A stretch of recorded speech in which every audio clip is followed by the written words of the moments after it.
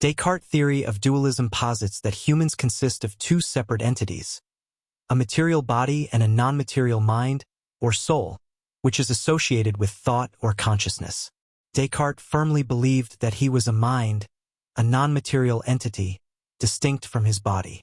He also argued that we could imagine ourselves existing without a body, but we could never imagine a situation where we lack a soul.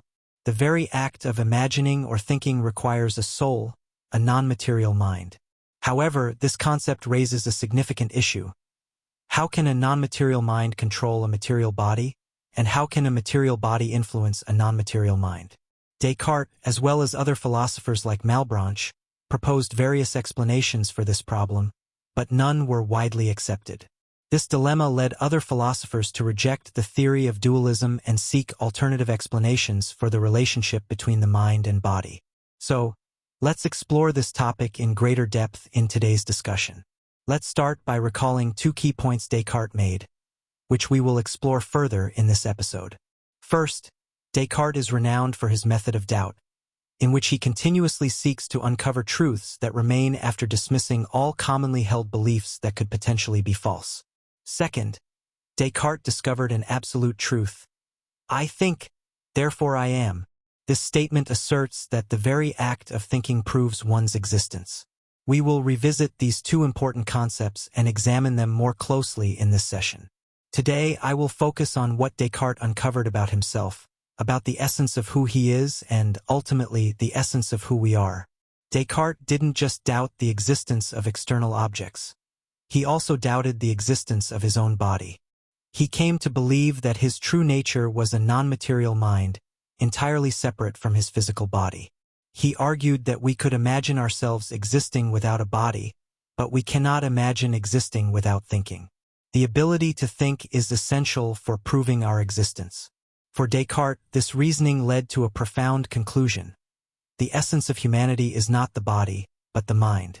If we can imagine ourselves without a body, but cannot imagine ourselves without thought, then thought is essential to our being.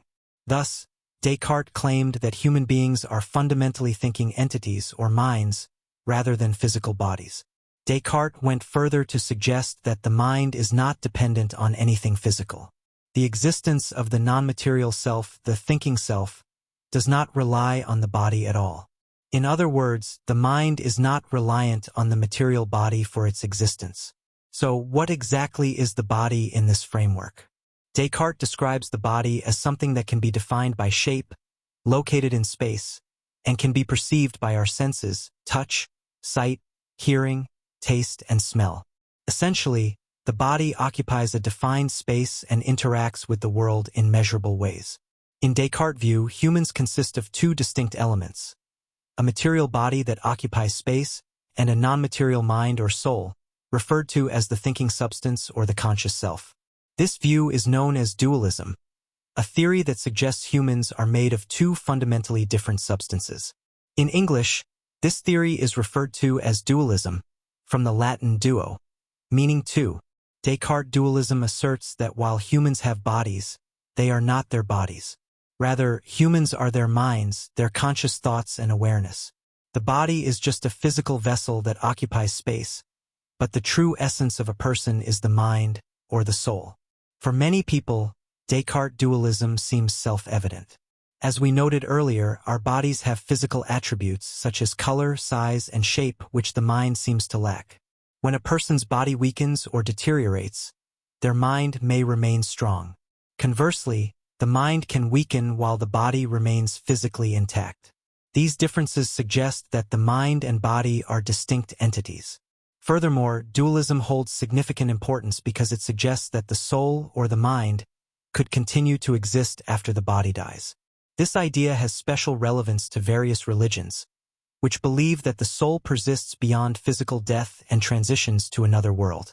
However, the dualism theory presents a significant challenge. If the mind is a non-material entity, how can it control a material body? If the mind is not part of the material world, how can it influence the physical body, which exists in a physical space? If the mind is non-material, it would need to transmit energy or some kind of force from its world into the material world to control the body. and, conversely, the body must be able to send something to the non-material mind to influence it. The difficulty in explaining this interaction led many scientists and philosophers to criticize dualism, as it seemed to violate the principles of the conservation of matter and energy. Descartes himself recognized the problem of explaining how a non-material mind could interact with a physical body. He proposed that the mind and body must interact at some point, and he suggested that this interaction might occur through the pineal gland, a small structure located at the base of the brain. Descartes believed that the pineal gland was sensitive enough to be influenced by the non-material mind. However, his contemporaries ridiculed this idea, arguing that even if the pineal gland were small and sensitive, it was still a material object, and the problem of how a non-material mind could influence a material body remained unresolved. This issue of how the mind and body could interact through the pineal gland was controversial, and many philosophers dismissed Descartes' solution. Yet, his theory of the mind-body relationship convinced many philosophers of his time, and many still supported his views and tried to offer plausible explanations for the mind-body interaction. One such philosopher, Gottfried Leibniz, 1646 to 1716, argued that the mind and body do not interact directly. Instead, he suggested that the mind and body operate in parallel, like two synchronized clocks. According to Leibniz, when the mind commands the body to move, the body moves, and when the body is affected, the mind seems to respond. However, this interaction is not a direct one. Rather, it is like two clocks working in perfect harmony, creating the appearance of interaction, but in reality each operates independently. Other philosophers, like Nicolas Malebranche, 1638 to 1715, also agreed with Leibniz that the mind and body do not interact directly. However, instead of attributing this harmony to an intrinsic parallelism, Malebranche proposed that a divine being, God, ensures that the mind and body remain synchronized. According to Malebranche, whenever something happens to the body, God steps in to create a corresponding sensation in the mind, and when the mind commands the body to act, God intervenes to carry out the action. This explanation relies on divine intervention to account for the apparent interaction between the mind and body. These theories, Descartes' idea of the pineal gland, Leibniz's parallelism, and Malebranche's divine synchronization, sparked much debate and skepticism.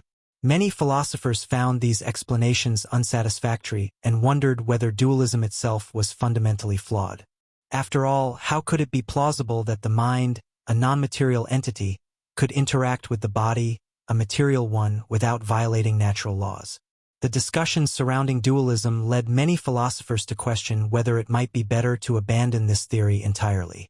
But in reality, this debate continues to shape how we understand the mind-body relationship. Over time, many philosophers have embraced alternative approaches to the mind-body problem, seeking to explain the interaction between mind and body in ways that are consistent with modern scientific understanding. This concludes our discussion for today. We have explored Descartes' dualism, the difficulties it presents, and the various attempts by philosophers to address these challenges.